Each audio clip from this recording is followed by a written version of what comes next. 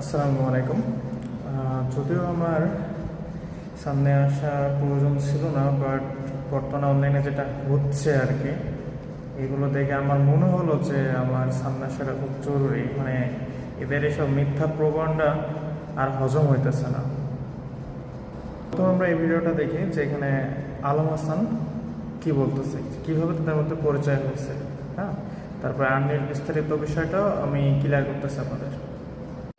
পরিচয়ের বিষয়টা হচ্ছে, প্রথম দিন যখন ওর সাথে আমার পরিচয় হয়, আসলে লুকানের কিছু নাই, সত্য কথা যেটা শেয়ার করি, ও চরম ভাবে ঠকে যাওয়া একজন মানুষ। এখানে আলম হাসান বলতেছে আর্নি চরমভাবে একটা ঠকে যাওয়া মানুষ। আর্নির কাহিনী হচ্ছে যে আর্নি লাবিব প্রেম করতো অনেক আগে থেকে। প্রেম চলাকালীন ওদের পারিবারিকভাবে ওই আর্নির বিয়ে দেওয়া হয় অন্য আরেকটা ছেলের সাথে। সে ছেলে বিদেশে থাকতো, কিন্তু আর্নি কী করলো, বিয়ের 6 মাস না যাইতেই ওই ছেলেকে ডিভোর্স দিয়ে দেয়। ডিভোর্স দিয়ে লাইভের সাথে পালায়। ইভেন ওই ছেলে যা গহনাপাতি দিচ্ছে সেগুলো নিয়েও আর্নি চলে আসে লাইভের সাথে। প্রশ্ন হচ্ছে তাহলে এখানে ঠুকছে কিটা? আর্নি, লাবিব, আলম হাসান, নাকি ওই ছেলে?